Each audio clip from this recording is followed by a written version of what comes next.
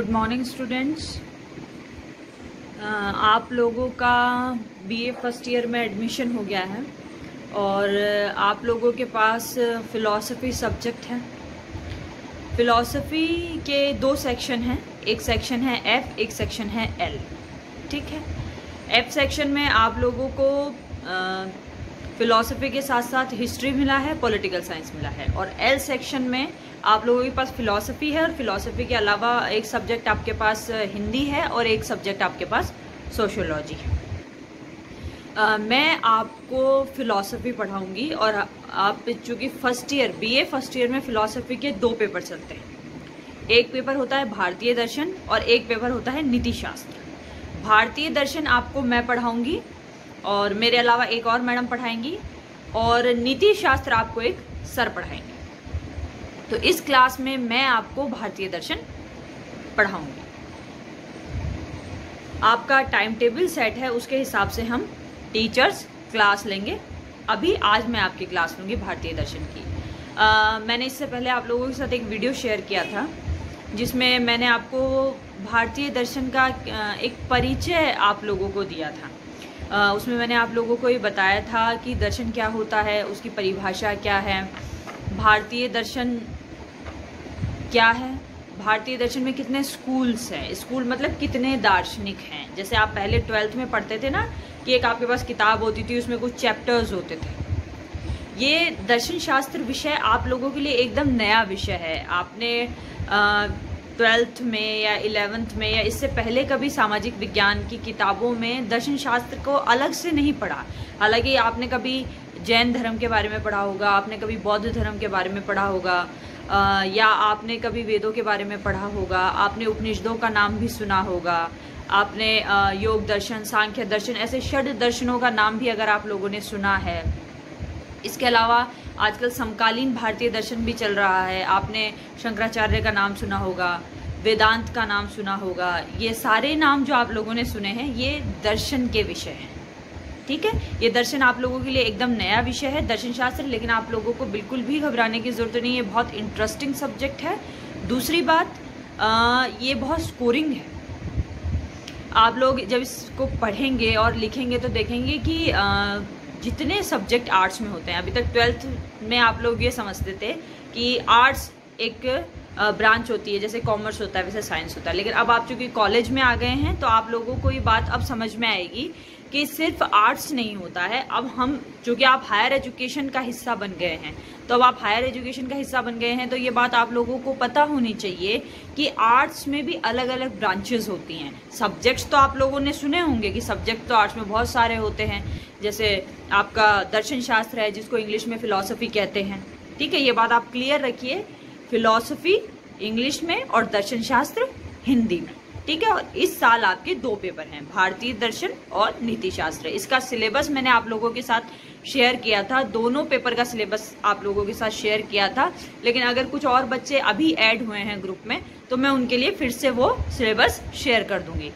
और मतलब आखिर में जब कॉलेज खुलेगा तो हम साथ में क्लास बैठकर करेंगे। तो अभी मैं आप लोगों को ये बता रही थी कि इस साल आपके दो पेपर चलेंगे, जिसके बारे में मैंने आप लोगों को बता दिया। और मैं बता रही हूँ कि दर्शन शास्त्र पेपर आप लोगों के लिए बेहद नया है।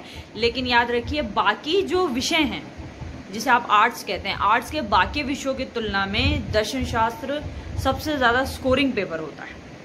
आपको पता चलेगा जी, दर्शन शास्त्र जो है जिसे फ़िलॉसफ़ी कहते हैं, ये IAS में भी बहुत काम आता है, RAS में भी बहुत काम आता है। आप लोग लॉजिक पढ़ते होंगे, ये लॉजिक भी इस दर्शन शास्त्र का हिस्सा है, जिसे आप किसी भी कंपटीशन एग्जाम में पढ़ते हैं, चाहे वो बैंक का होता है, चाहे SSC का होता है। तो आप लोगों को ये मानिए, आप लोग सौभाग्यशाली हैं कि आप लोगों को फ़िलॉसफ़ी विषय मिला है। ये आपके करियर में, करियर ग्रोथ में बहुत हेल्प करेगा। इसके साथ ही आपका जो मेंटल लेवल है उसको भी बहुत डेवलप करेगा। इसके साथ आप लोग बचपन में नैतिक शिक्षा पढ़ते थे, अगर आप लोगों को याद हो, नैतिक शिक्षा की एक किताब आती थी, छोटे थे जब पढ़ते थे।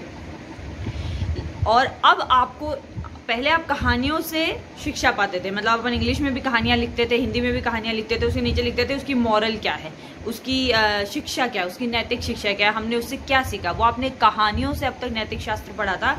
लेकिन अब आपके एक अलग से पेपर नीति शास्त्र का आ गया है। ठीक है। तो कहने का मतलब मेरा ये है कि ये जो फिलॉसफी सब्जेक्ट है, जो आप लोगों को कईयों में से तो, आप में से कई तो ऐसे होंगे जिन्होंने पहली बार इसको सुना होगा, और आप में से कई ऐसे होंगे जो सच में सिविल्स के एग्ज़ाम देना चाहते हैं, जिनका सपना IAS बनना है या जिनका सपना RAS बनना है।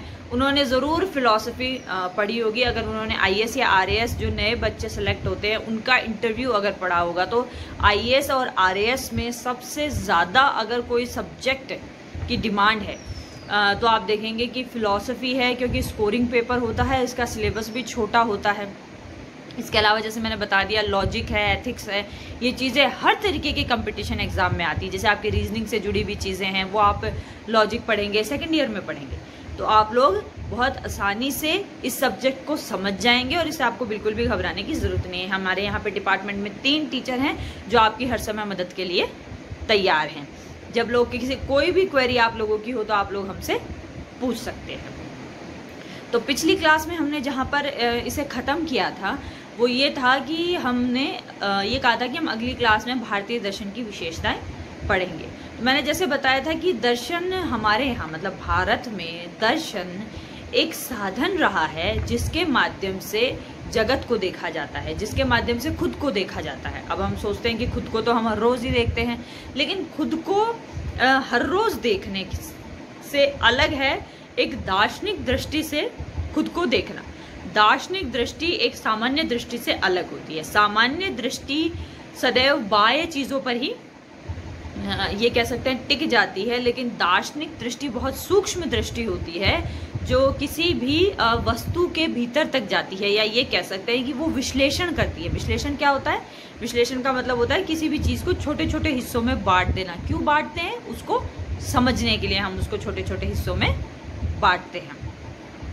तो दार्शनिक दृष्टि का मतलब एक सूक्ष्म दृष्टि, एक विश्लेषण करने वाली दृष्टि, एक तार्किक दृष्टि। मतलब दर्शन बिना आर्ग्यूमेंट के या बिना तर्क के किसी बात को स्वीकार नहीं करता। तो ये बात आप फर्स्ट ईयर से ही अपने दिमाग में बिठा लीजिए कि दर्शन का विद्यार्थी होने का मतलब है आपके अंदर सदैव जिज्ञासा होनी चाहिए, आपके मन के भीतर सदैव प्रश्न उठते रहने चाहिए कि ये काम क्यों होता है, ये आज तक अगर ऐसा होता आया है तो क्यों होता आया है। आपके मन में सदैव प्रश्न उठने चाहिए कि अपनी सारी जिज्ञासाओं को आप उभारिए और सवाल कीजिए। अपने आसपास अगर आपको ऐसी चीज़ देख रहे हैं जो आपको समझ में नहीं आ रही है तो उनके बारे में प्रश्न कीजिए, अपने टीचर से कीजिए, खुद से कीजिए, किताबों में उसके उत्तर तलाश करने की कोशिश कीजिए। बहुत सारी किताबें अवेलेबल हैं उससे, बाकी हम लोग आपकी मदद करेंगे। ठीक है। एक बात मैं आपको ये बताना चाहती हूँ कि दर्शन एक गहन दृष्टि है। मतलब आप ये देखिए कि जैसे मैं अभी आपको बता रही थी कि आर्ट्स में आपने बहुत सारे विषय पढ़े होंगे, भूगोल है, इतिहास है, साहित्य के विषय भी माने जाते हैं, चाहे इंग्लिश लिटरेचर हो, हिंदी हो, उर्दू हो, फारसी हो, पंजाबी हो, ठीक है, सिंधी हो, ये भाषाएं हैं जो आर्ट्स में गिनी जाती है। इसके अलावा भूगोल है, सोशलॉजी है, पॉलिटिकल साइंस है, फिलॉसफी आपने नया सब्जेक्ट सुना। तो मैं आपको ये बताना चाहती हूँ कि आर्ट्स के जो सब्जेक्ट है वो 2 ब्रांचेस में बटे हैं। एक को कहा जाता है ह्यूमैनिटीज़ यानी मानविकी। CBSE के बच्चे ये जानते होंगे, RBSE के बच्चों को मैं बता देती हूँ। और एक होता है सोशल साइंस, जिन्हें हम कह सकते हैं सामाजिक विज्ञान है। तो सामाजिक विज्ञानों में वो विषय होते हैं जिनकी पढ़ाई हम ये कह सकते हैं कि वस्तुनिष्ठ होती है, या उसमें निश्चयात्मकता ज़्यादा होती है। मतलब वो फिक्स ज़्यादा होते हैं, उनके तरीके कुछ फिक्स होते हैं, हालांकि उनके रिजल्ट अलग हो सकते हैं, लेकिन वो सामाजिक विज्ञान मतलब वो एक तरीके से विज्ञान के करीब सब्जेक्ट ज़्यादा है। और विज्ञान की क्या विशेषता होती है कि विज्ञान वस्तुनिष्ठ होता है, मतलब जो वस्तु होती है उसके हिसाब से होता है, पहली बात। दूसरी बात निश्चित होता है, उसके कुछ मेथड होते हैं। तो वो सामाजिक विज्ञान है, मतलब समाज से जुड़े हुए विषय हैं, लेकिन जो विज्ञान के करीब है। हालांकि वो विज्ञान नहीं है, इस बात का हमको ध्यान रखना है। हालांकि भूगोल को एक तरीके से अब इन दिनों विज्ञान मान लिया गया है। तो अब इनमें सामाजिक विज्ञानों में कौन कौन से विषय हैं? अर्थशास्त्र है, इकोनॉमिक्स जिसको कहते हैं, आपके सोशलॉजी है जिसे समाजशास्त्र कहते हैं, आपका राजनीति विज्ञान है जिसको पॉलिटिकल साइंस कहते हैं, पब्लिक एडमिनिस्ट्रेशन है, लोक प्रशासन जिसको कहा जाता है, लेकिन वो अभी इस कॉलेज में नहीं है। आप लोगों को पॉलिटिकल साइंस मिला होगा कई स्टूडेंट्स को। इस तरीके के जो ये विषय होते हैं ये माने जाते हैं सामाजिक विज्ञान के विषय। लेकिन एक दूसरी ब्रांच है आर्ट्स में जिसे ह्यूमैनिटीज कहा जाता है, जिसे मानविकी कहा जाता है, जो फिलॉसफी है, दर्शन शास्त्र, इसके अलावा जितने भी साहित्य के विषय हैं, भाषाएं जितनी हैं, और इतिहास, ठीक है, ये जो हैं ये मानविकी के विषय माने जाते हैं। हालांकि इतिहास को लेकर थोड़ा वाद विवाद है कि इतिहास को सामाजिक विज्ञान में रखा जाए या इतिहास को मानविकी में रखा जाए। अब मैं ये बताना चाहूंगी आपको कि मानविकी कैसे उससे अलग है, समाज विज्ञानों से कैसे अलग है। जहाँ समाज विज्ञानों में एक इंडिविजुअल की स्टडी बहुत कम होती है या मानव को केंद्र में रखकर स्टडी कम होती है, वहाँ पर ये देखा जाता है कि सामान्यतः क्या होते हैं, वहाँ पर इस तरीके के कंसेप्ट ज़्यादा होते हैं। जबकि ह्यूमैनिटीज़ में, मानविकी में केंद्र में सदैव मानव, उसका चिंतन, उसके भाव ये रहते हैं। तो जैसे आप साहित्य देखते हैं तो साहित्य में अधिकतर मानव के भावों के बारे में, उसके विचारों के बारे में एक तरीके से कह सकते हैं अध्ययन होता है, लेकिन वो क्रिटिकल नहीं होता है, साहित्य की विशेषता होती है। जबकि आप दर्शन शास्त्र में आ जाओगे तो यहाँ मानव के भावों के बारे में भी पढ़ेंगे, लेकिन यहाँ ज़्यादा मानव के विचारों के बारे में पढ़ते हैं और उन्हें पढ़ा जाता है क्रिटिकली, मतलब समीक्षा करते हुए उनको पढ़ा जाता है। तो ये अंतर उम्मीद है आप लोग समझ गए होंगे। तो आपका जो विषय है वो आर्ट्स में मानविकी का विषय है। ये जो सामान्य बातें हैं ये समझने की बातें हैं और उम्मीद है आप लोगों को ये बात अच्छे से समझ में आएगी, ताकि आपको पता रहे। चूँकि आपका अब ये उद्देश्य होना चाहिए, आप बड़े हो गए हैं, कॉलेज में आ गए हैं, कि हम हर दिन कुछ नया सीखें, कुछ ऐसा जाने जो अभी तक हमने नहीं जाना था। उसमें हम सब आपकी मदद करेंगे, यहाँ जितने भी टीचर्स हैं वो आप सबकी मदद करेंगे। तो अब मैं आप लोगों को ये बता रही थी कि हम थोड़ा और समझें कि दर्शन शास्त्र क्या है। तो मैं आपको बता रही थी कि दर्शन शास्त्र एक ऐसा विषय है जो चिंतन से जुड़ा हुआ है। कैसा चिंतन? सामान्य हम जो चिंतन करते हैं उसे दर्शन शास्त्र से हम नहीं जोड़ेंगे। आप हर रोज अगर उठकर ये सोचें कि आज मुझे क्या कपड़े पहनने हैं, आज मुझे कैसे कॉलेज जाना है, या आज मुझे कैसे बाजार जाना है, मैं बाइक से जाऊं, स्कूटी से जाऊं या मैं टेम्पो से जाऊं, तो ये जो चिंतन आप सोच रहे हैं, क्या पहनना है, क्या खाना है, ये क्या है? ये चिंतन दर्शन शास्त्र नहीं है। दर्शन शास्त्र में उसी चिंतन को शामिल करेंगे जो गहन होगा, गहरा होगा, डीप होगा, तार्किक होगा, मतलब तर्क से, आर्गुमेंट से जिसको सिद्ध किया जा सकेगा वो होता है। एक जिसकी हम समीक्षा करते हैं, मतलब किसी भी मान्यता को, किसी भी पूर्वाग्रह को दर्शन शास्त्र का विद्यार्थी या दर्शन पढ़ने वाला कोई भी व्यक्ति सीधे सीधे स्वीकार नहीं करता। हर मान्यता को वो क्रिटिकली क्या करता है? एनालिसिस करता है उसका, या मैं कहूँ विश्लेषण करता है। मैंने आप लोगों को बताया विश्लेषण करना क्या होता है। तो हर चीज का क्या करेगा वो? एक तरीके से उसको क्रिटिकली देखेगा, एक्सेप्ट करने से पहले कि ये क्यों है ऐसा। क्यों प्रश्न दर्शन का सबसे महत्वपूर्ण प्रश्न है। ये क्यों होता है? जैसे आप लोगों की जो किताब है उनके नाम लिखकर मैं अभी आप लोगों के साथ शेयर कर दूंगी कि वो कौन कौन सी किताबें हैं जो आप लोगों को खरीदनी है। अगर आप लोग चाहें तो उन किताबों को खरीद सकते हैं और घर पर पढ़ना शुरू कर सकते हैं। और आप लोगों को कुछ समझ में नहीं आ रहा तो आप अपने प्रश्न लिख कर रख सकते हैं, हम उन प्रश्नों को ले लेंगे। तो उम्मीद है आप लोग समझ गए होंगे। तो मैं आपसे ये कहना चाह रही थी कि किताबों के नाम मैं आप लोगों के साथ शेयर कर दूंगी, और दर्शन में जो महत्वपूर्ण चीज़ है वो है क्यों।